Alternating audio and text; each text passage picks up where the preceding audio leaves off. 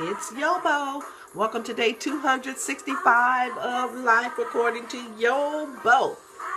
Listen, save the date, March the 12th. I want to invite you to the encouragement encounter hosted by my friend Dwayne E. Shig. Find him on Facebook, Dwayne Shig, or Encouragement. Starts with an N, not an E-N. March the 12th in Long Beach. You want to be there. We all need encouragement. Told you. That's why YoBo does these videos. I'm the main one in need of encouragement. What the song say? It's me, it's me, it's me, oh Lord. Standing in the need of prayer. We're continuing with the story of my grandmother. I brought it into the present because I want you to see how a situation will just follow you. Do you know when you don't have to water a weed, that weed will grow on its own? You ever drive someplace and you're looking and say, dang, why don't they clean up this field? Why don't they do something about this landscaping? It may not rain for a year and a weed will continue to grow. If you got something in the garden, some fruits or some vegetables, something good, you have to cultivate that. But the bad stuff, that will grow on its own. It's the same with your life. Bad stuff will grow in your life, and it's up to you to pull up the weeds. That's what we're doing right now. We're just getting these weeds out of our garden. Pretend like this right here, our life. Our whole head is our garden. I believe my family has broken the cycle. It started with us making a choice, with my sister making a choice. I'm going to let this go. Are you ready to make a choice? Are you ready to let it go, whatever it is? Only you know what it is. I had a conversation with a lady who is in her late 50s and just found out in January 2016 who her biological father is. In her late 50s and has never known. She's carried around all this baggage for years. When she asked her mother wouldn't tell her.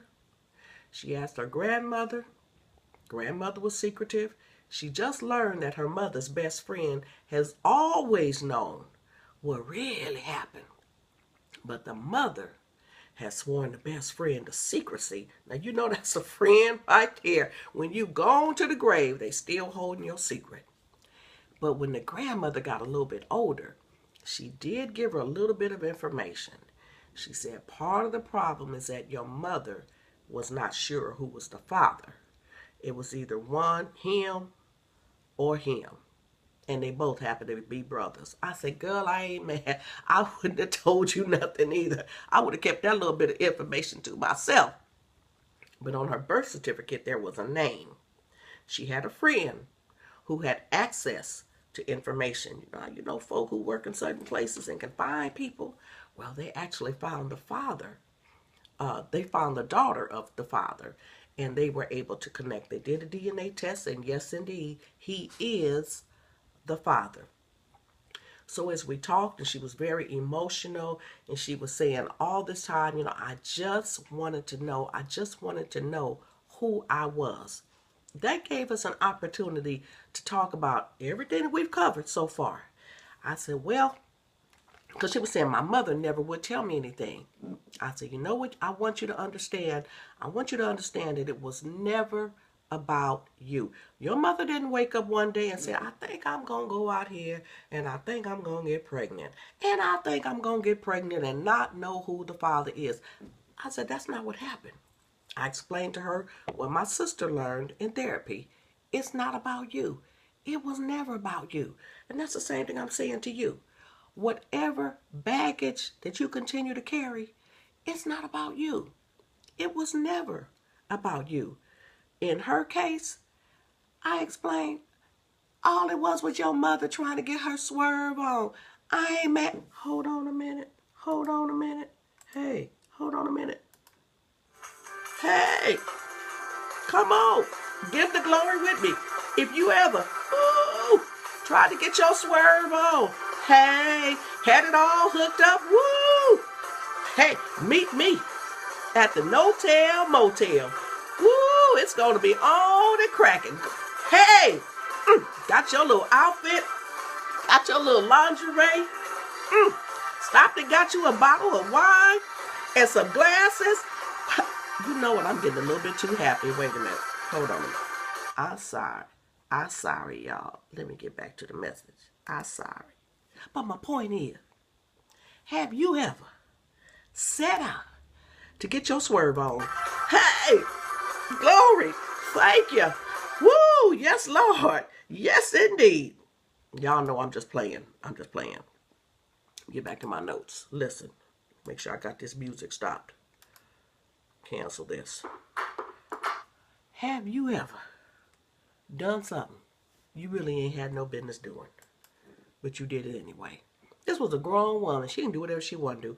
She could sleep with whoever she wants to sleep with. She could sleep with two brothers. She could sleep with their daddy if she wanted to. She was grown. I told you, we can't tell grown people what to do. However, as a result of her getting her swerve on, a pregnancy occurred. That was not part of the plan. She did not intend to become pregnant, but she did. She had the child. Now she brought this child, I explained to this woman, she brought you into the middle of her mess. I said, let's talk about your mother. Your mother didn't have a mother, did she? She said no. She said, well, actually, her mother was sick. They put her on a train, put her name on her, and she went to live with a relative. I said, okay. There was a void in her life. I said, I bet you $2.50. She was just looking for love. That's all she was doing. She was looking for love. Can y'all see the picture with her? Could you see the picture with my sister? Now, let's look at the picture with her. She wasn't trying to have a baby.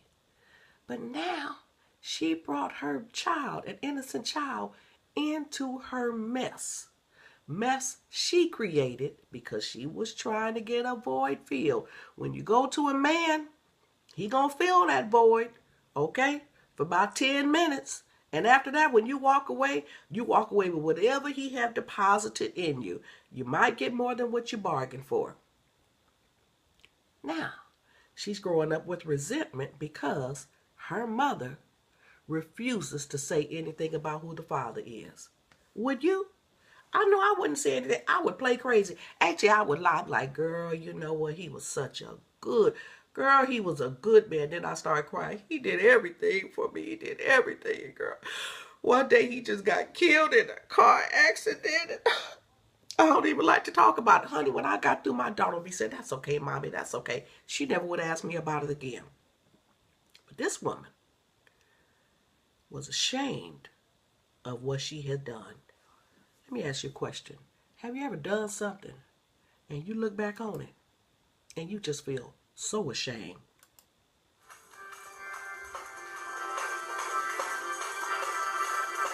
Hey, come on, tell the truth. Woo!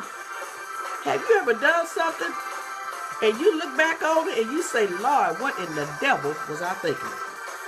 Have you ever done something and you say, if he ever tell anybody what I did, I'm going to swear on a stack of Bibles that he lying. Come on and give him the glory. If you've been there, done that, yeah, everybody have. We have done something that we're ashamed of. Might not have been slept with two brothers, but we done something that we're ashamed of. Trust me, she ain't the first one to sleep with two brothers. Now you got this child. You go to your grave, you tell her nothing, and you leave her carrying this baggage. I can tell you one thing that she did. This woman got married. She had a daughter. She had two sons. She stayed married 30-something years, married to a crazy fool, but they raised their children together. And after about 25 years of marriage, she left that fool about 25 years too late, if you ask me, but it ain't none of my business. But at least she created a safe place to raise her children. She didn't bring any children into her dysfunction.